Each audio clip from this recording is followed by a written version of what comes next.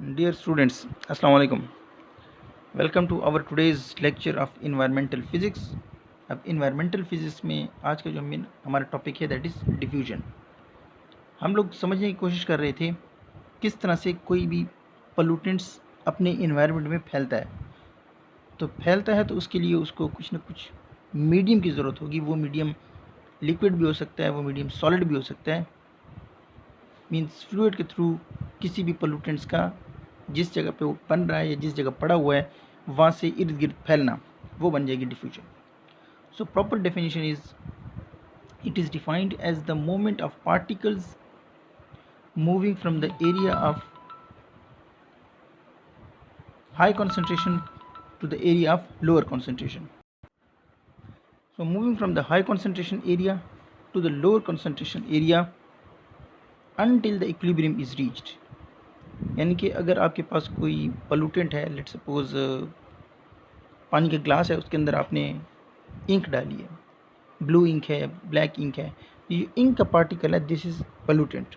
जिस पॉइंट पे वो गिरा है उस पॉइंट पे उस स्पेस में उसकी कॉन्सेंट्रेशन सबसे ज़्यादा है। Concentration means number, density, number of ink particles, ink molecules in that particular area, वो काफ़ी ज़्यादा है एज़ कम्पेयर टू पानी की।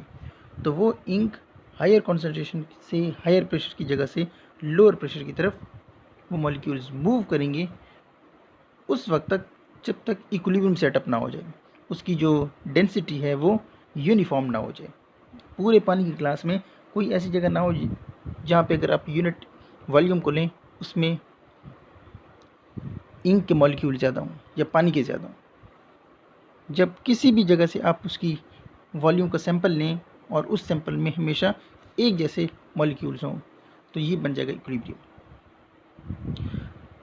The main feature of the diffusion is that it results in mixing of molecules of different substances.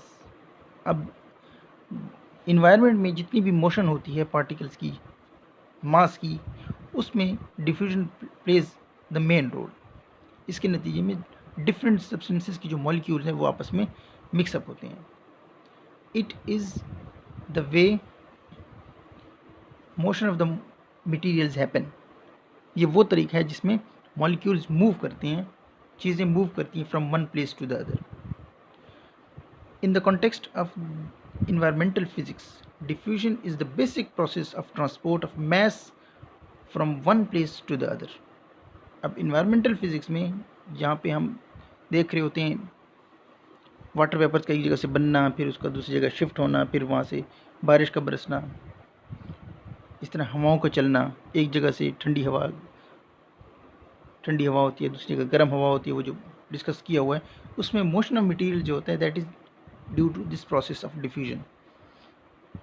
If we have a certain mass of pollutants at a particular position in a medium, it will move away from its initial position and tends to spread with time.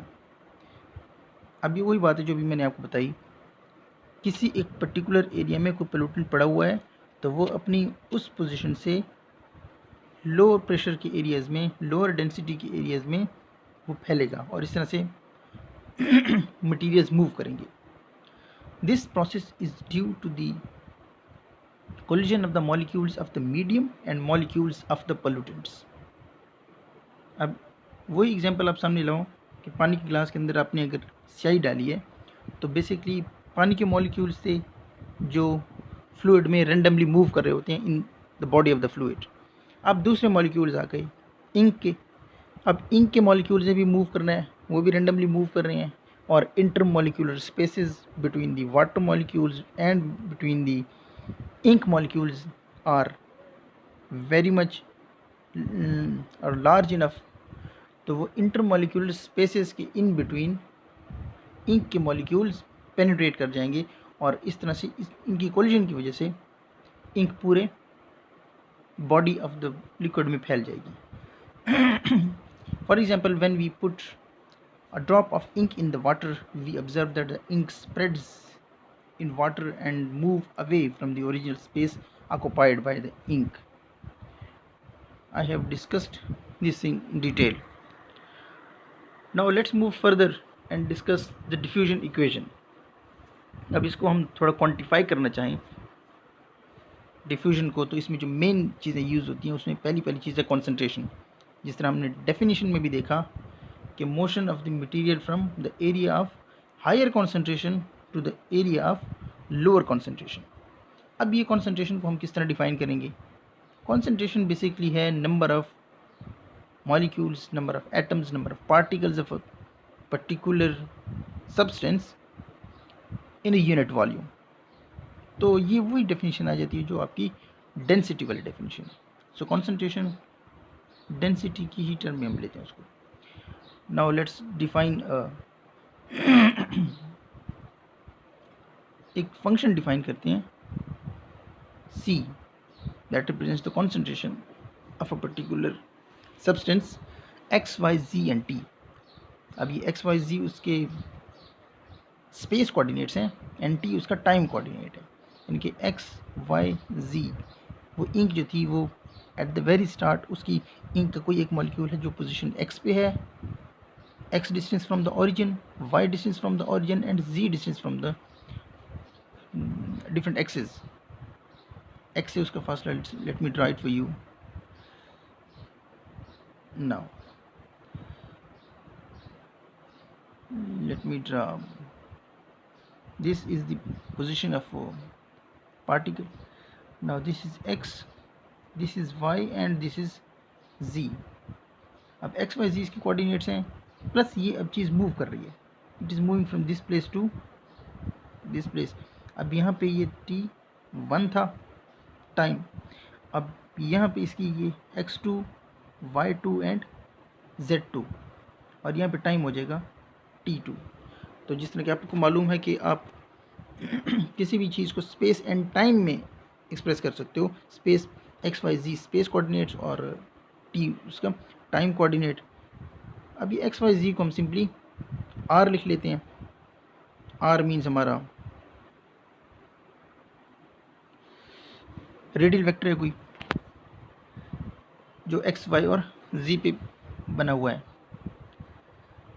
अब diffusion, the concentration C of diffusing substance, diffusing substance means the pollutant, is defined as its mass divided by its volume। अब ये concentration in term of mass और volume हम define कर रहे हैं जो बनती है आपकी density। अब ये रो जो है ये this is your density, mass density। अब इसमें ये volume एक आ गया आपके पास, दूसरा आ गया m। अब हमारे पास जो नेक्स्ट ये कि a is the average distance of the molecule of the medium if small a is the inter molecular distance of the medium. अब जो मीडियम है, लेट्स सपोज पानी के मॉलिक्यूल्स का जो एवरेज डिस्टेंस था वो है a, it is assumed that v is much larger than a cube. Now this is very technical point. हमने ये जो डेफिनेशन की है कॉन्सेंट्रेशन की, तो उसमें ये हमने अज्यूम किया कि जो कंटेनर का साइज़ है V जिसके अंदर वो फ्लूइड पड़ा हुआ है, V is very large than the intermolecular dimension यानी कि a cube. What is this a cube? a cube is this is one molecule, this is another molecule, this is a। अब let suppose ये बन गई molecular dimension का 1 cube, ये volume बन गया मॉलिक्यूल्स का। आपने जो कंटेनर लेना है वो ये बड़ा कंटेनर है जो बहुत बड़ा होना चाहिए as compare to molecular size. Now CRT is the continuous and diffusible function. अभी जो हमने फंक्शन लिया C कंटिन्यूस भी है, कंटिन्यूस क्यों है? क्योंकि इसकी वैल्यू हर पॉइंट पे हम ले सकें, एंड डिफरेंशिएबल भी है, इसको हम डिफरेंशिएट करके इसका रेट ऑफ फ्लो फाइंड कर सकते हैं। ये उस तरह का फंक्शन है। अब हम आते हैं फ्लक्स की तरफ। अब व्हाट इज़ फ्लक्स आप लोगों ने पढ़ा हुआ है। फ्लक्स है बहाव, किसी भी चीज़ का किसी भी पर्टिकुलर एरिया से फ्लो होना। कितने एक पर्टिकुलर एरिया है A, इसमें से कोई चीज़ कितनी फ्लो हो रही है। जिस तरह इलेक्ट्रिक फ्लक्स आप पढ़ते हो, number of electric field lines passing through certain area. अब इसी तरह ये जो पोल्यूटेंट्स मूव कर रही हैं from the point of origin, या वो पॉइंट जहाँ पे कॉन्सेंट्रेशन ज़्यादा है, to a point where concentration is less, the flux. अब हम डिफाइन करते हैं फ्लक्स को, the flux F R T. What is F R T? अच्छा, तो फ्लक्स को हम डिफाइन करेंगे फ्लक्स एफ आर टी। अब ये एफ जो है ये भी पोजीशन का और टाइम का फंक्शन है, is defined by pointing in the direction in which particles of the medium flow। अब फ्लक्स किस तरफ मूव करेगा, यानी कि वो जो पोल्यूटेंट्स हैं वो किस डायरेक्शन में मूव करेंगे? पोल्यूटेंट्स मूव करेंगे in the direction of medium of the particles. वो जो पार्टिकल्स ऑफ द पोल्यूटेंट है वो जब फैल रहे हैं तो यू फ्लक्स की डायरेक्शन हो जाएगी।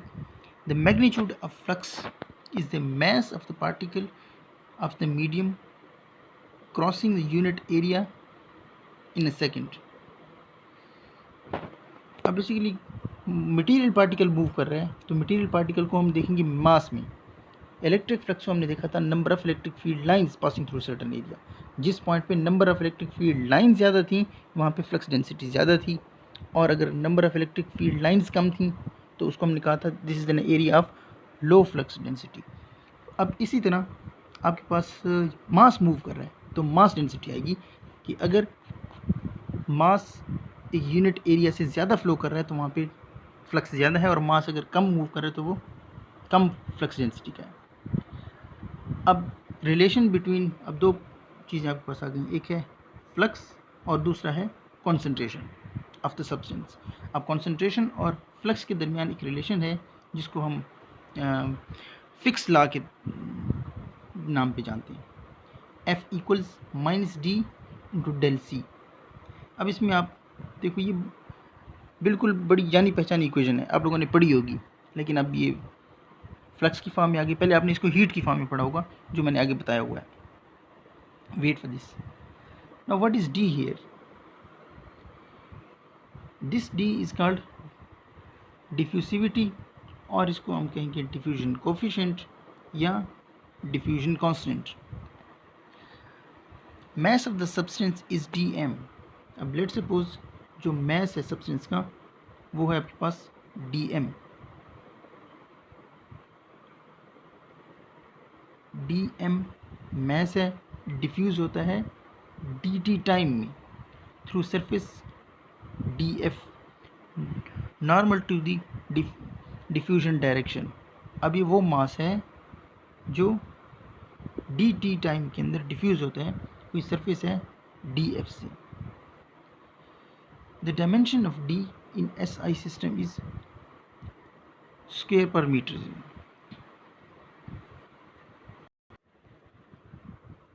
तो इसकी डायमेंशन बन जाएगी स्क्वायर मीटर पर सेकेंड। d जो है ये स्क्वायर मीटर पर second. The diffusion coefficient is a physical constant and depends on molar size. अब ये d डिपेंड किस चीज़ पे करेगा? ये डिपेंड करेगा आपके पास मॉलिक्यूल के साइज़ पे कि किस साइज़ की चीज़ मूव कर रही है। टेम्परेचर कितना है? डेफिनेटली टेम्परेचर ज़्यादा है तो उसकी काइनेटिक एनर्जी भी ज़्यादा होगी।